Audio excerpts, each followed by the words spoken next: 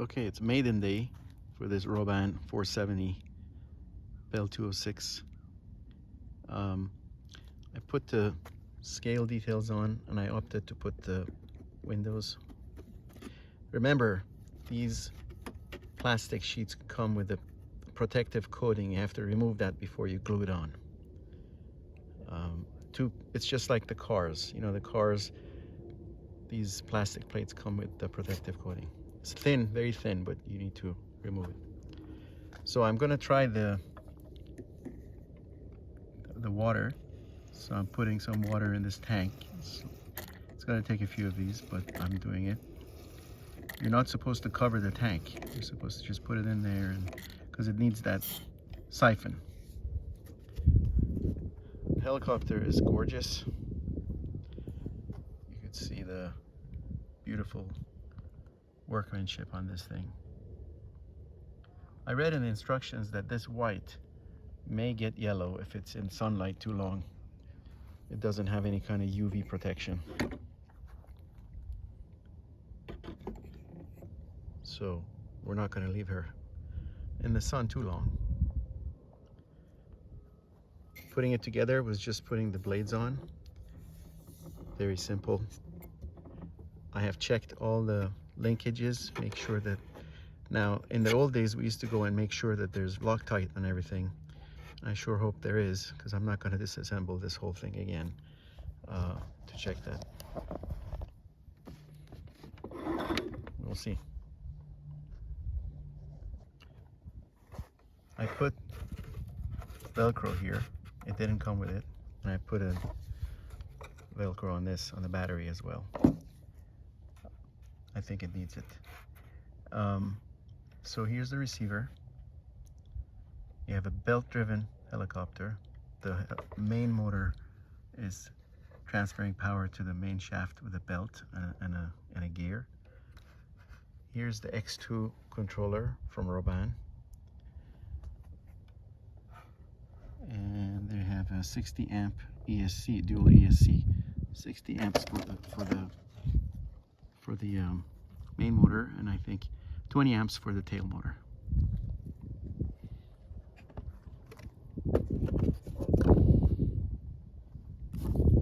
The battery is a 5200 milliamp hour battery, 4-cell.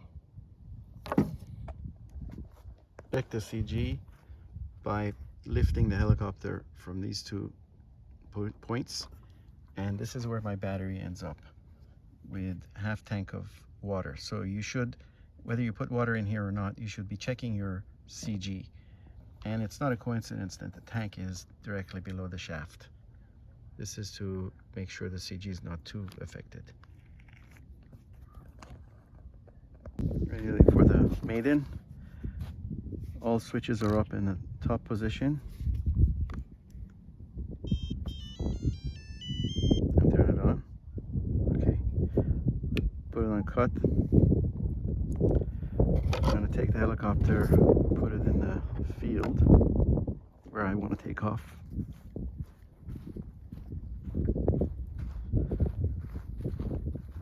We won't see the LEDs today, but okay. Let me power up the helicopter.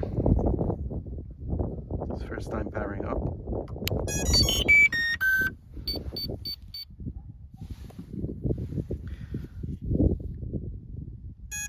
The light needs to, it's in GPS, so this needs to become solid green.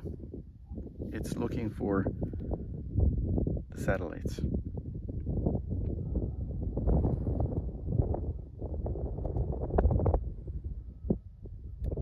Blinking.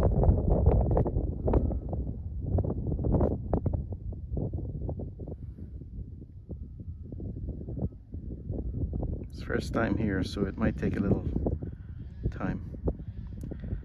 So we check the CG, made sure all the linkages are tight, nothing's loose.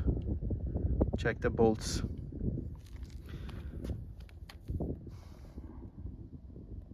This is real time on how long it's taking. It's on GPS. everything's in the top position, and this is in throttle cut. Just went and checked the manual. Flashing green is okay, so we're gonna have to take it to this for a few seconds, and now she's ready. It's solid green. This is a little different than the H1 that Flywing uses.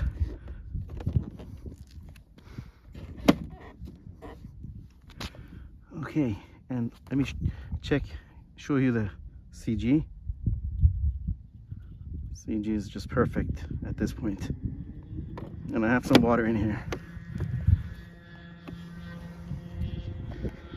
Okay.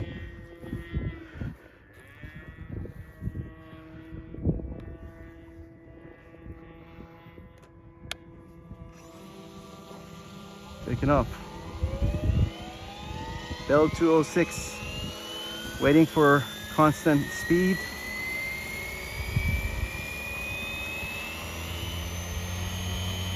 Steady speed now, and lift off slowly. Beautiful so far. There's the water. There's fire. There's fire. Put the water down. That's pretty cool.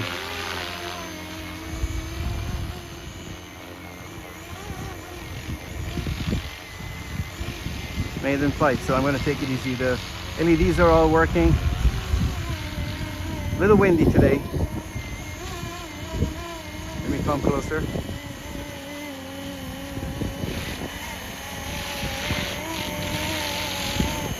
I didn't put the decals on. Just wanted to make sure all is okay.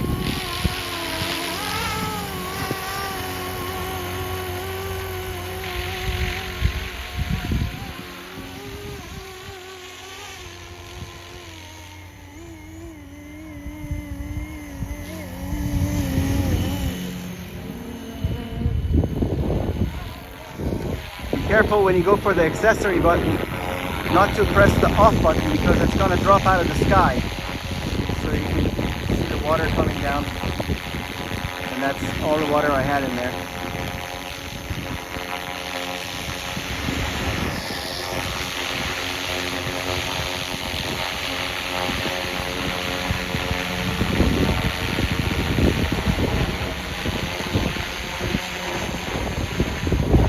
Very windy. You guys look at the wingsock.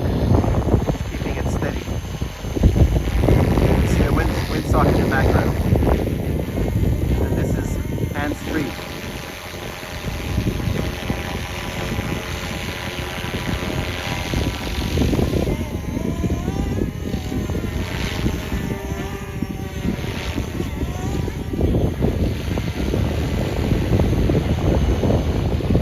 Let's try a couple of these.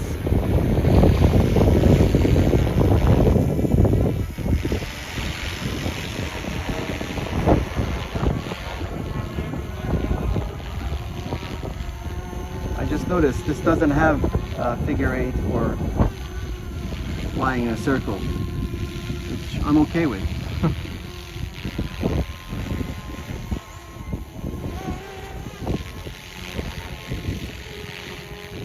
Those were silly anyways.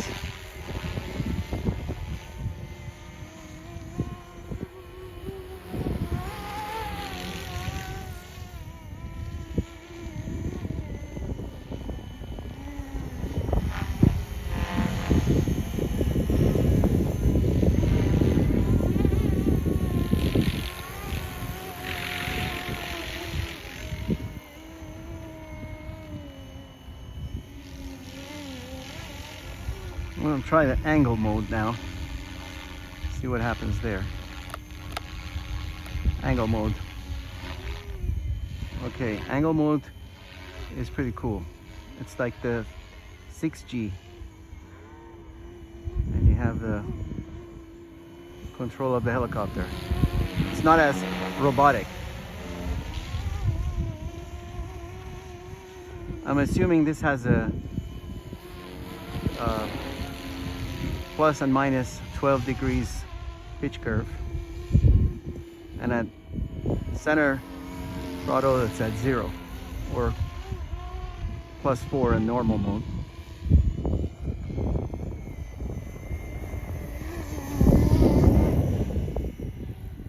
Flies nice on angle mode. But on mid throttle, it drops. So you put it in mid throttle, the pitch isn't as much, it drops. I think I prefer flying it in angle mode. This is beautiful.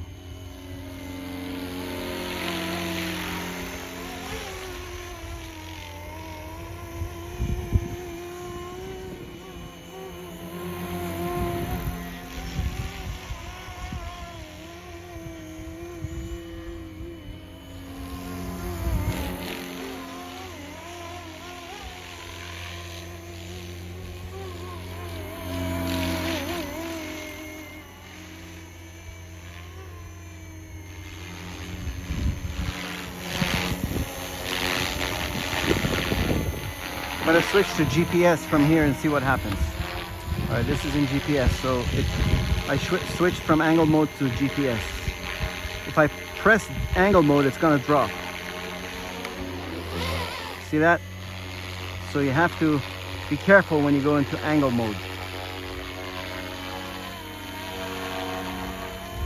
So we're in GPS. We're going to keep it in angle mode. We're in angle mode now. So just be careful going into angle mode. I love the angle mode. It's very precise, more precise. It's not as precise as a tail that's driven by a shaft or a belt, but it is more precise than the GPS. Feels better as a helicopter. And if you've flown helicopters before, you know what I mean. It's not as robotic.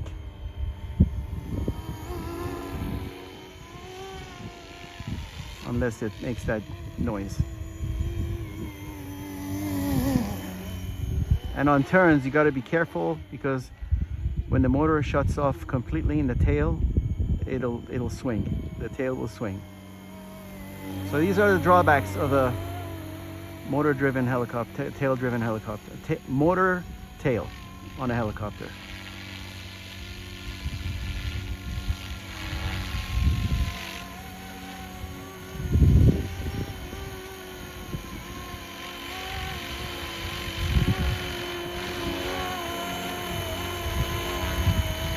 I'm gonna land her now.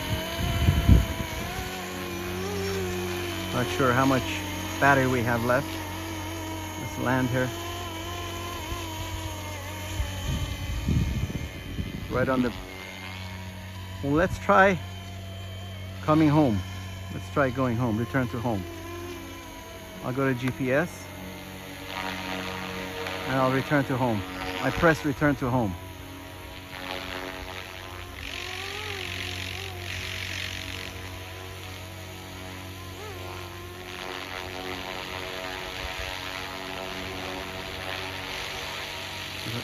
All on its own. I'm not doing anything.